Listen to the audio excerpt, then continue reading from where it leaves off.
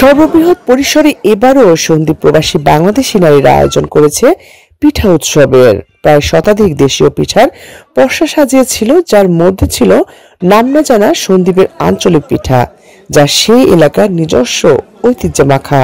প্রবাসী এই পিঠা মেলার আয়োজনের প্রধান প্রতিবন্ধকতা থাকে পিঠার উপকরণগুলো জোগাড় করা, কিন্তু দিন শেষে এই নারীরা তাদের মেধা ও মনন দিয়ে ঐতিহ্য ও কৃষ্টির একটি বাংলাদেশকে তুলে ধরতে পেরেছে আগামী প্রজন্মের কাছে।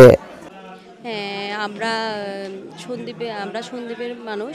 আমাদের সন্দ্বীপের অনেক পিঠা আছে এখানে, যেগুলো আমরা আমাদের দাদি নানিদের কাছ থেকে শিখেছি এবং খেয়েছি, অনেক ভালো লাগছে। এখন সেই পিঠাগুলো আমরা বিদেশের মাটিতে বানাইতে পারতেছি এবং আমাদের বাচ্চাদেরকে দেখাইতে পারতেছি।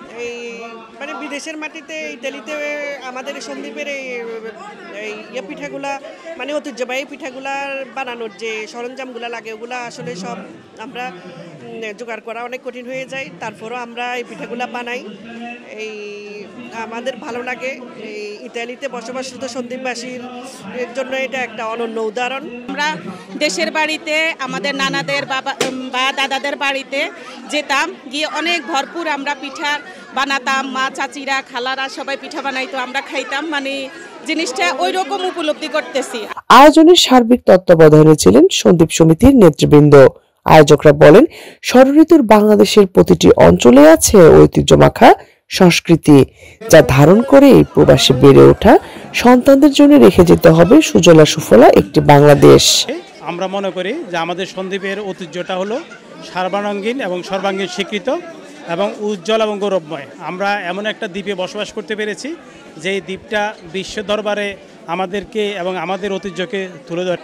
যে দ্বীপে আছে অনেক কীর্তিমান মানুষ, এই সব দিকগুলোকে ধরে রাখার জন্য, আমাদের ঐতিহ্যকে ধরে রাখার জন্য আমাদের সব আয়োজন।